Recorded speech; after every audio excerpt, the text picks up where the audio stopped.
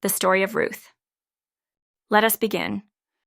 In a time when judges ruled Israel, a time of famine and hardship, there was a man named Elimelech who lived in Bethlehem with his wife Naomi, and their 2 sons, Mahlon and Chilion.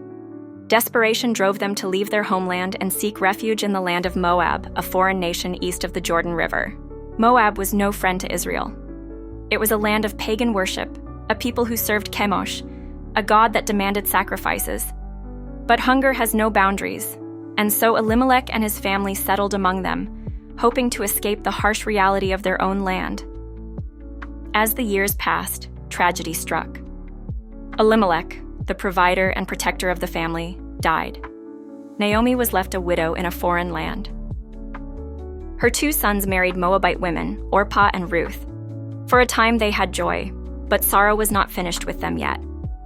Within 10 years, both Mahlon and Chilion also died, leaving Naomi and her 2 daughters-in-law without husbands, without children, without security.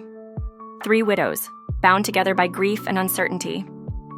Naomi, now broken and weary, decided it was time to return home.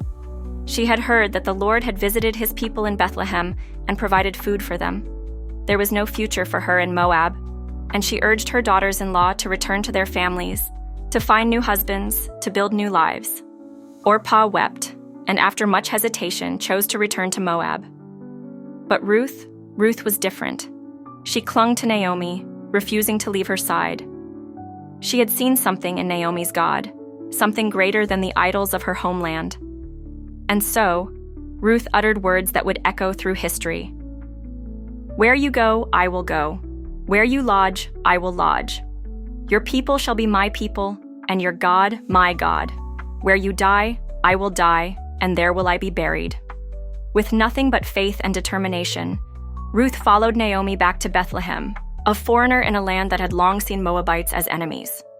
They arrived just as the barley harvest was beginning, and with no means to provide for themselves, Ruth did the only thing she could. She went to the fields to glean, picking up the leftovers behind the reapers. It was the law of Israel to leave grain for the poor, the widows, and the orphans, and Ruth humbled herself to gather what little she could. Unbeknownst to her, she was working in the field of Boaz, a wealthy and influential man, a relative of Naomi's late husband. Boaz saw Ruth, saw her humility, her diligence, her devotion to Naomi, and he was moved. He commanded his servants to leave extra grain for her, to protect her, and to ensure she lacked nothing. Day after day, Ruth labored in the fields, and word of her kindness spread. She had left behind everything she knew, her people, her home, her gods, to follow Naomi and trust in the God of Israel. And that did not go unnoticed. Naomi, seeing an opportunity for Ruth to find security, instructed her to seek Boaz as her kinsman redeemer. In Israelite custom, a kinsman redeemer was a relative who could marry a widow and restore her deceased husband's name and inheritance.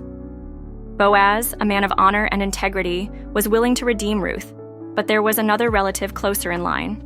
He sought to settle the matter legally, and when the nearer kinsman refused to take responsibility, Boaz joyfully stepped in.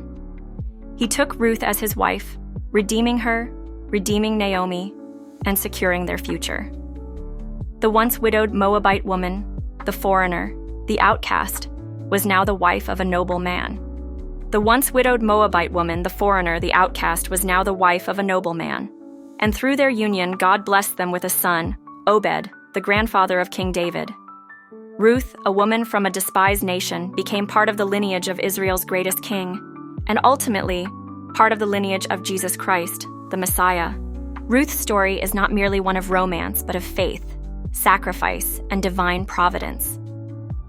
She was a woman of loyalty, willing to forsake her own life to follow what was right. She was a woman of humility, willing to labor with her hands rather than seek comfort. She was a woman of faith, trusting in a God she had only come to know through Naomi's testimony. And she was a woman of divine purpose, unknowingly woven into the greatest story of redemption the world would ever see. Lessons from Ruth's life. 1. Faith over fear. Ruth had every reason to return to Moab, to what was familiar. Instead, she stepped into the unknown, trusting in Naomi's God. Those who walk by faith, not by sight, will find God's hand guiding them. 2. Loyalty and commitment. Ruth's devotion to Naomi teaches us about true commitment, not just to family, but to God. She did not waver, even when it would have been easier to walk away. 3. Diligence and humility. She was not above hard work.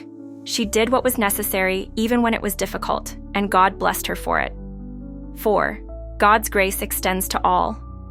Ruth was a Moabite, an outsider, yet God chose her to be part of his divine plan. No one is beyond God's redemption, no matter their past. 5. Divine timing and providence. Ruth did not force anything to happen. She simply did what was right each day, and in God's perfect timing, he led her to her blessing.